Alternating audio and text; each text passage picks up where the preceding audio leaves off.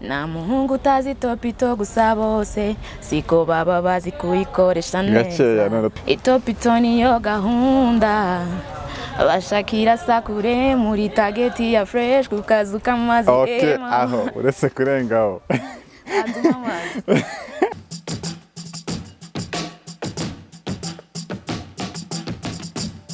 Yeah.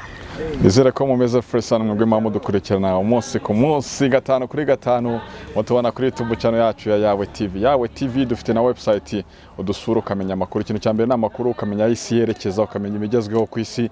yawetv.com niho ubisanga, kandi dufite Body Max Fitness udusanga mu Giporoso usa n'uwerekeza i Kanombe. Uradusanga tukagukorera umubiri, dufite sauna, massage, dufite swimming pool, dufite gym nziza irimo ibikoresho byose. Uyu mwari mubone imbere yanyu kugira ngo abameze gutya ari physical fit nuko yaciye muri Body Max Fitness. Uduhamagara kuri 0788 35 81 umeze neza?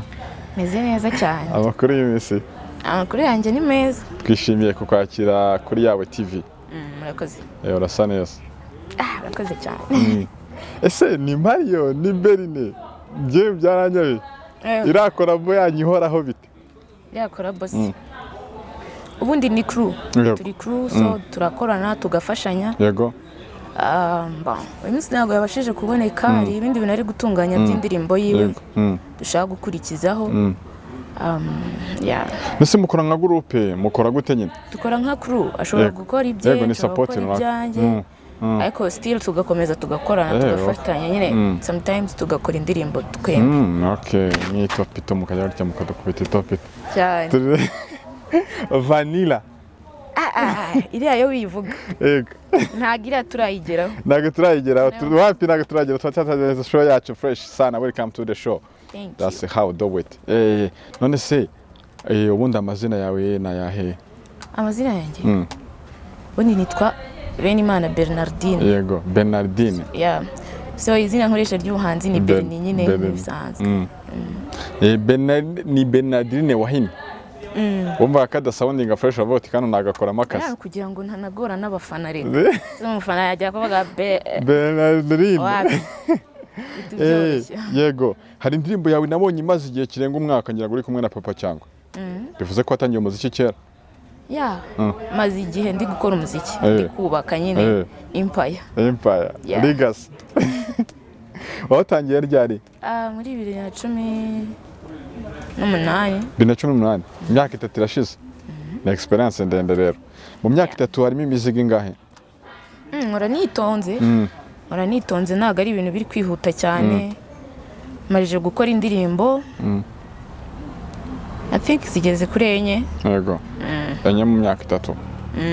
Ngiye ko nikundira Itopito. Oya, harimo ni indirimbo zigeze ku 8. I guess yeah. Mu ndirimbo zimaze kugera ku 8 hari umuntu akora indirimbo akavuga ati ingi ibyanga bikunda ingi yafasha abantu. Indirimbo Berese yamaze gukora avuga ati ingi icyo kora. Ingi hano bose babambwira ati icyo kora kano ni vure kabisa. Indirimbo zanjye zose sekara amahiti. Bose mbana. Zose nano duhitiremo kamwe. Nanjye ndaza kubwira hit yanjye. Cyakoze Itopito. Kara kantu gasounding. Itopito nanjye niyo hit yanjye.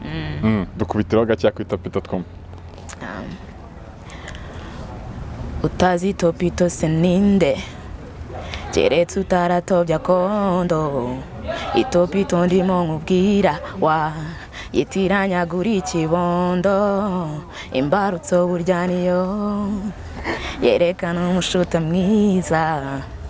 Utazi Ikinyarwanda, iyi ni inshobera amahanga. Ni inshobera amahanga. Siko kubezaho gato njyaho ngundari yataragera. Kubezaho gatoya twumva. Okay. Nta muhungu utazi Itopito gusa bose siko baba bazi kuyikoresha neza. Gakeya none tugende gake.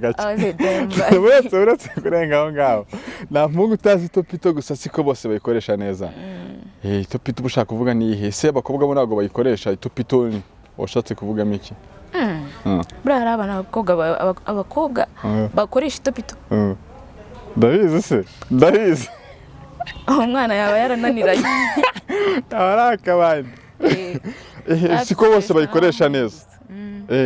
Ubwo buhanga bwabo mu gukoresha Itopito se wabupimye gute? Nkubwije kuri rero. buriya hari ibintu biba biri obvious biba bigaragara. So niyo waba uri gutambuka ugiye no kuvoma niyo waba ugiye no guhaha ukabona umuntu arimo ararashisha Itopito twavuga atanga. Yego. Okay, twikomereze imbere gatoya. Komeza imbere ho gatoya. Itopito uratubeshye nyine dukomezeho gatoya, komeza imbere. Oh, the damn bad bitch. Itopito niyo gahunda.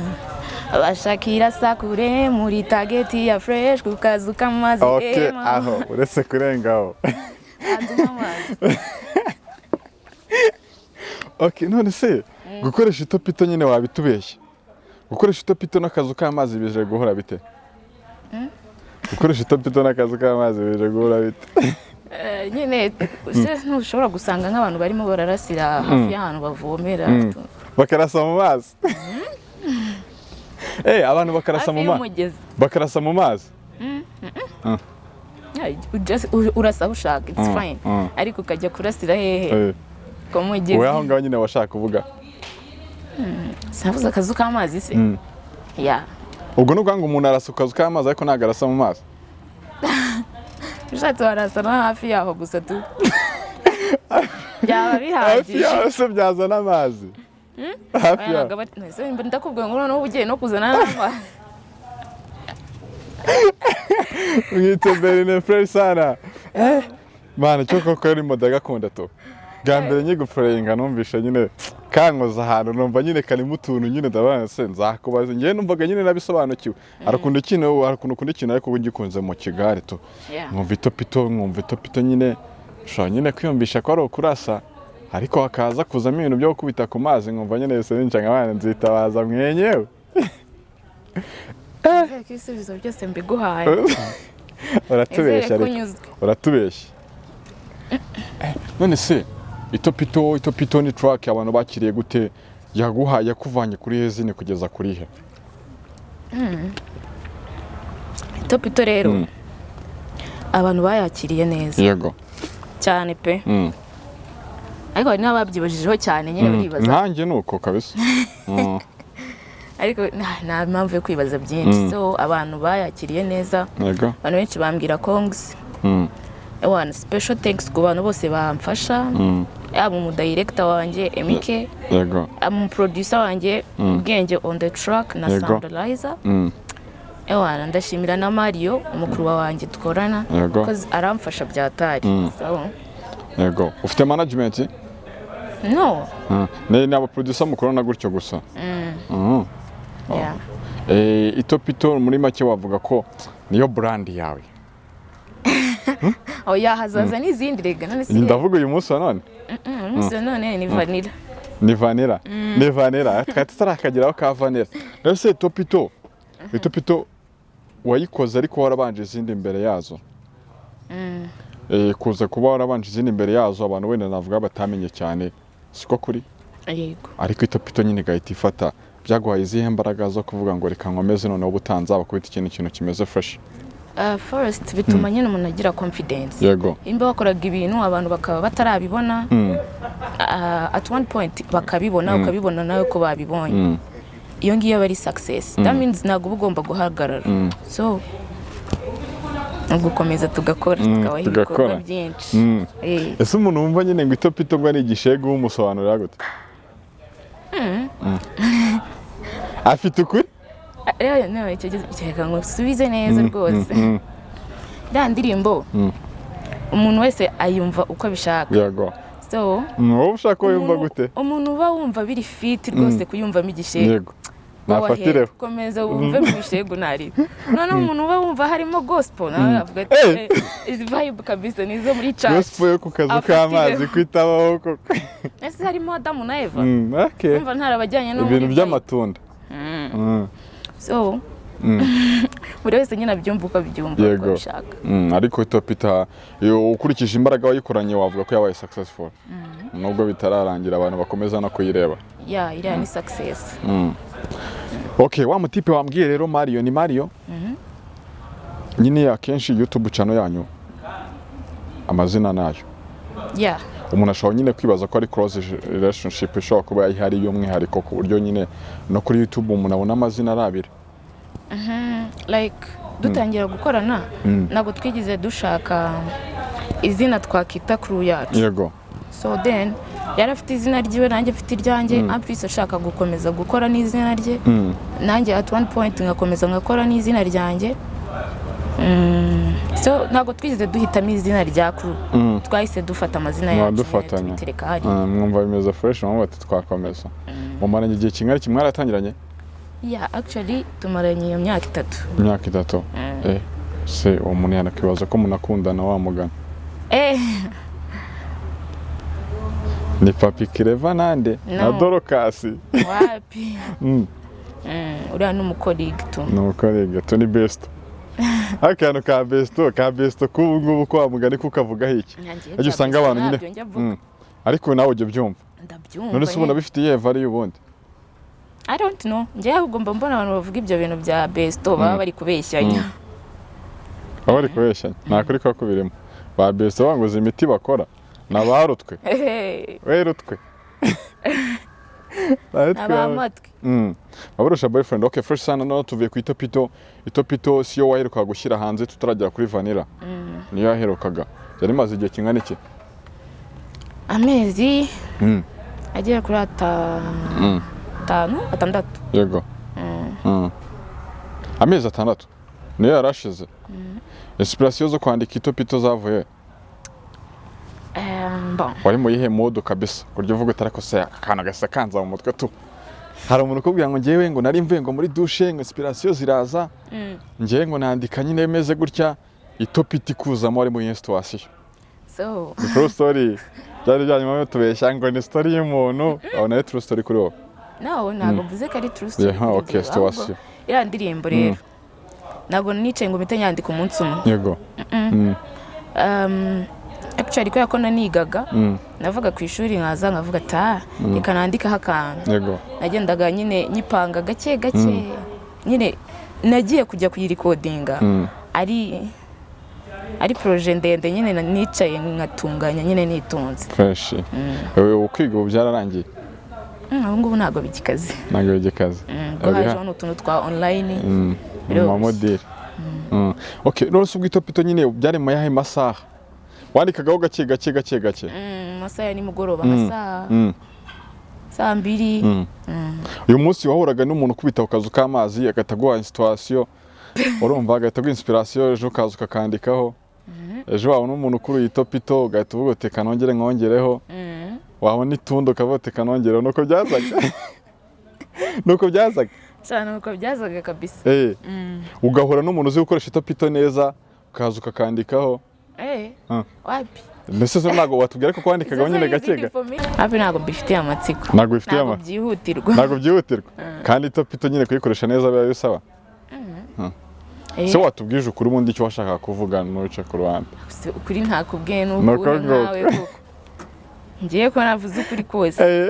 Wandetse. Mwitebere ne frere sana nakaririmbo keza cyane abantu banajya kuri YouTube channel yawe bakakareba kabisa Berne and Mario. Ni Itopito yakozwe nande? Itopito audio.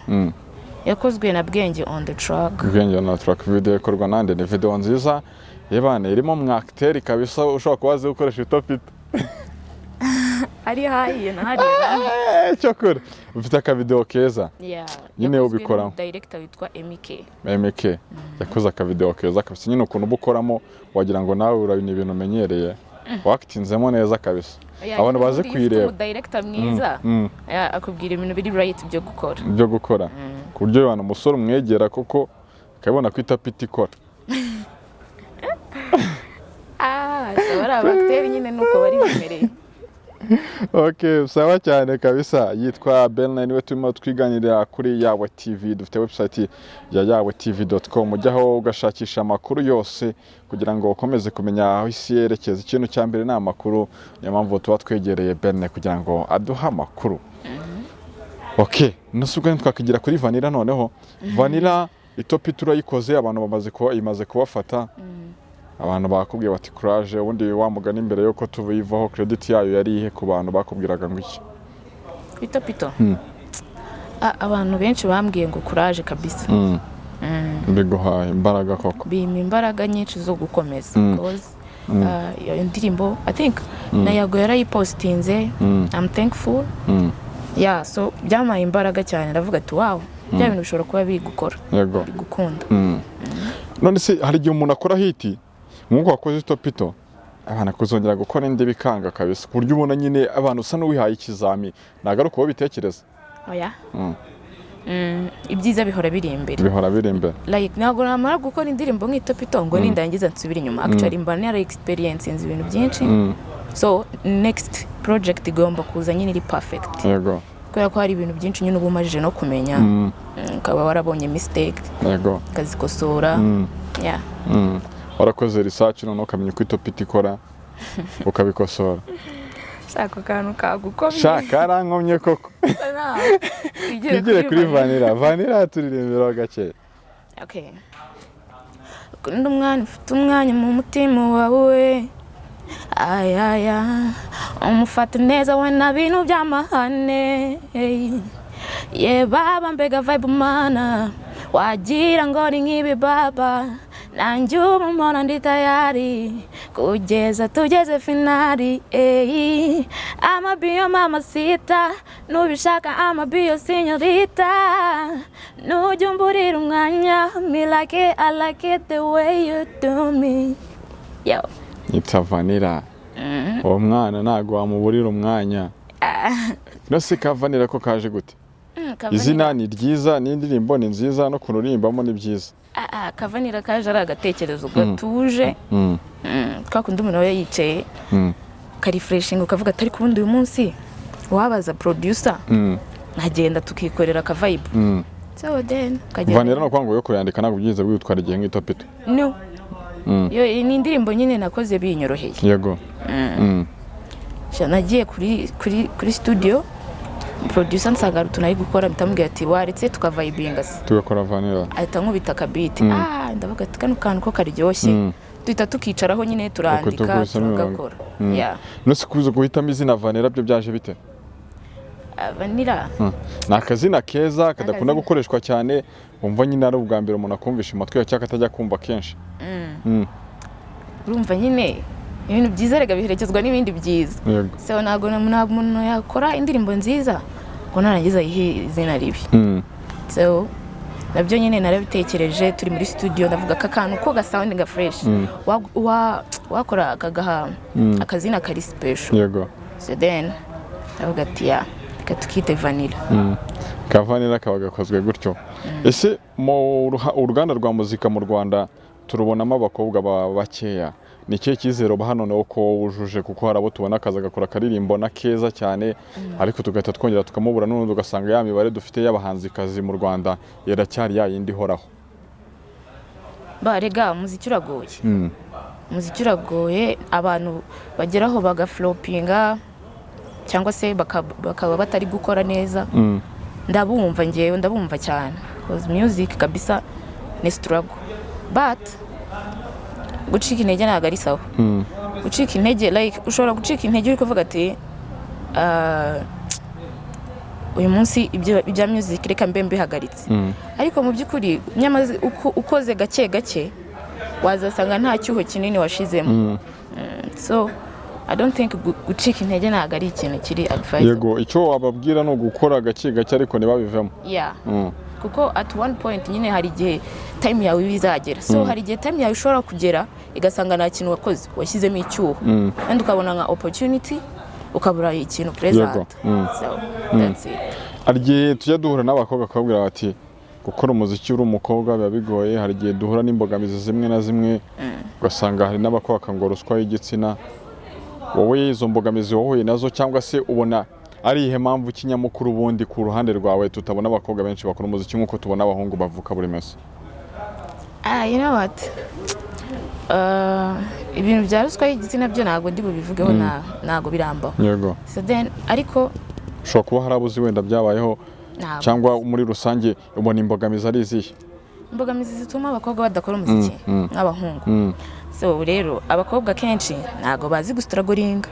Ariko umuniga arihiringa kihiringa paka ikintu cyose akakizirikaho ubundi aboniga nicyo mbakundira.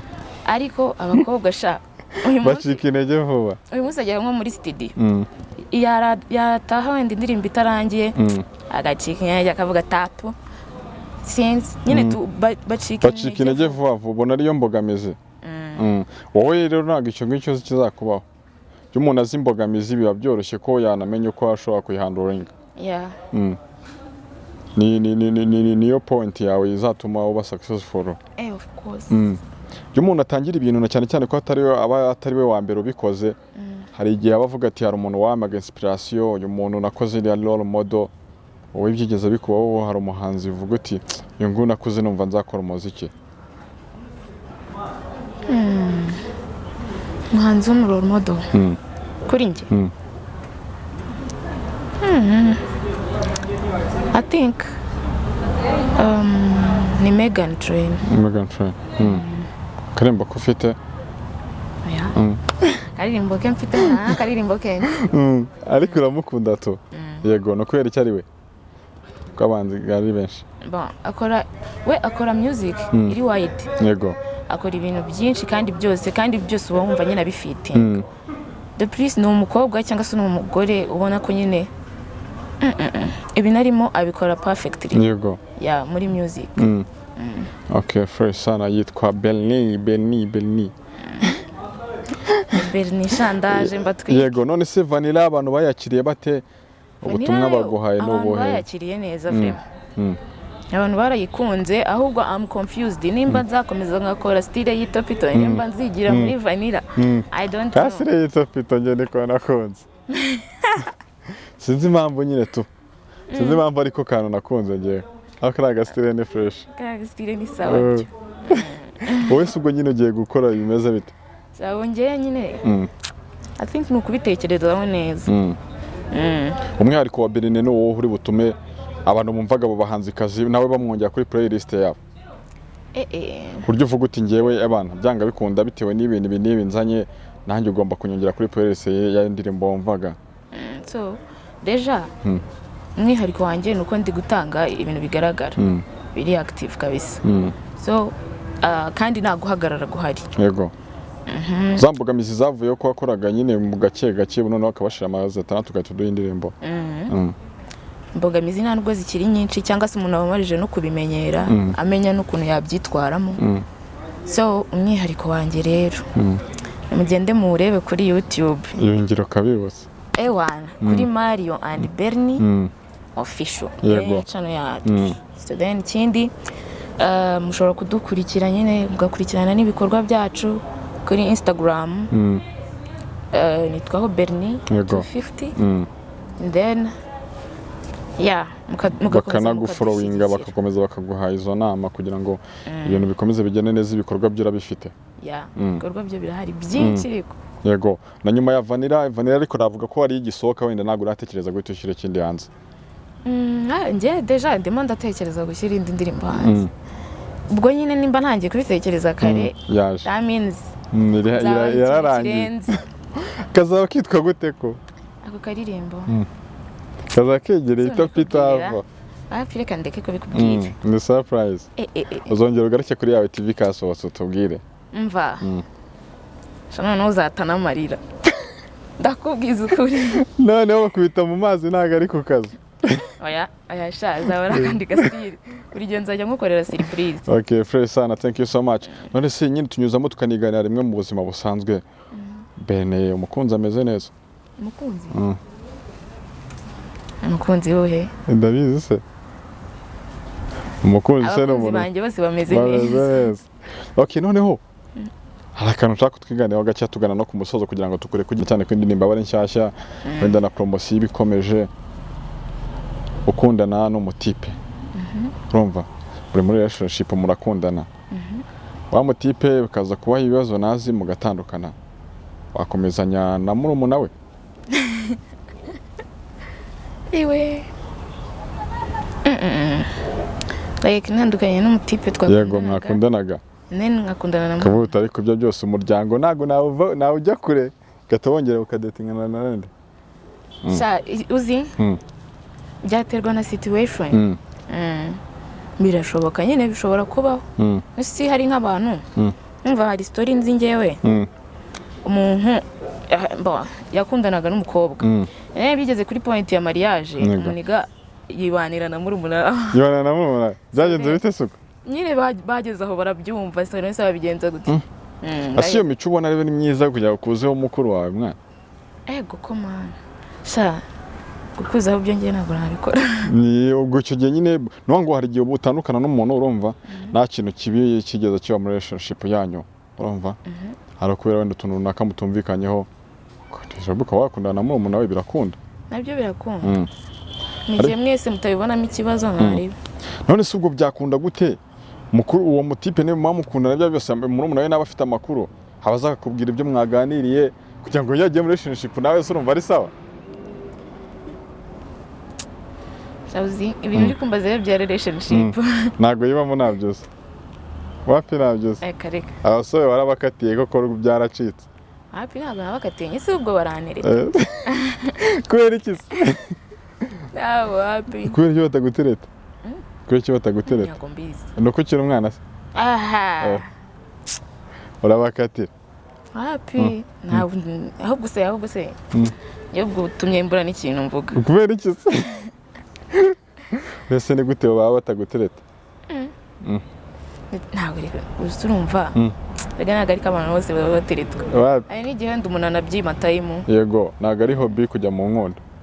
Ese undaga hobby kawe nakaye? My hobby? Playing a guitar. Yego, urabizi? I try ndi kwiga. Utaza wakamenya none wakatuzanira. Yeah. Yego, igihe uhugutse utari mu by'umuziki utari mu ishuri ubukora iki se? Iyo ntari ku ishuri naho so hari ibindi bintu njya nkora bindira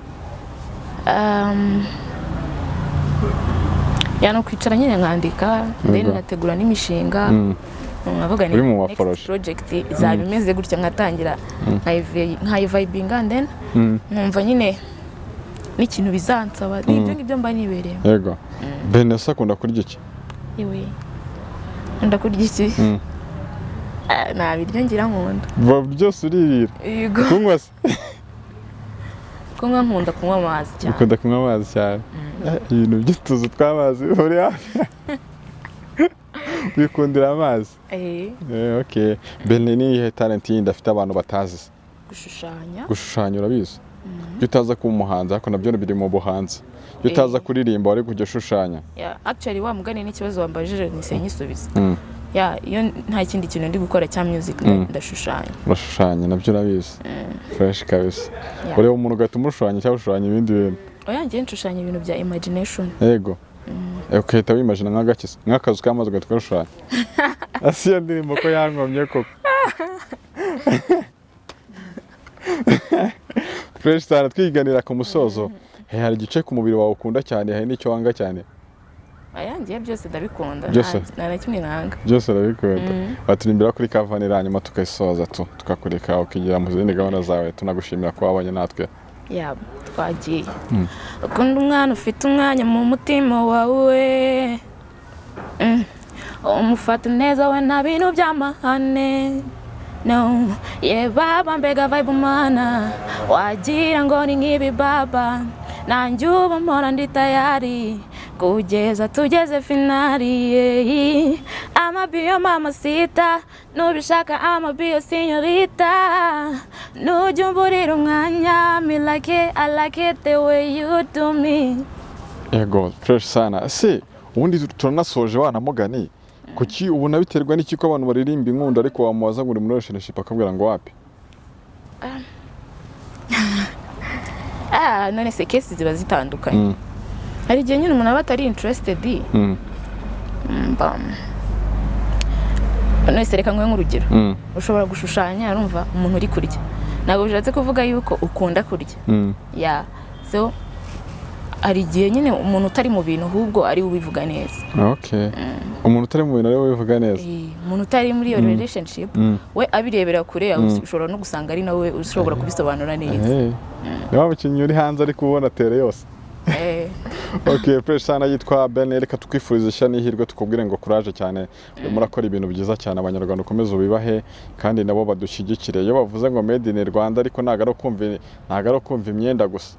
bajye bumva n'indirimbo z'abanyarwanda n'abanyarwandakazi bareke gucuranga izo hanze cyane kurusha izacu. Gukora subscribe ntago ari ibintu biba bigoye, no gukanda kuri kariya kantu kikomereza gusa, ntago ari ibintu biba bihambaye cyane.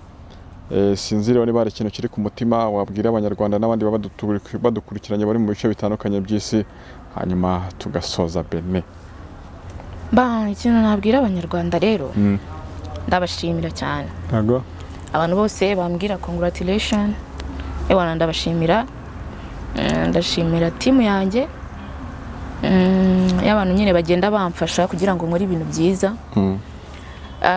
Ikindi nabwira abantu rero, mukomeze mudushyigikire, mugende. Ushobora no gusiga comment ukavuga ati next time ndashaka kuzakora ibintu bimeze gutya, and then I figure out ni gute nzabikora. Yego. So mu communicating mutubwire, so that tugakora nyine ibintu namwe mwishimira kumva daily. Okay, fresh sana, wakoze cyane kuba kuri Yawe TV. Nitwa Patrick, reka nibutsa abantu gusura website yacu yawetv.com kugira ngo bakomeze bimenyera amakuru abagenda avugwa hirya no hino ku isi. Ngewe reka dusubire mu biganiro byacu bitaha. Dushime Bene wabanye natwe, twizere ko n'ubutane twongera kugukenera uzongera ukatwitaba. Ndahari kabisa. Murakoze cyane. Okay, turabashimiye cyane, mukomeze muwane natwe, n'iby'agaciro cyane. Amahoro y'Imana abane namwe.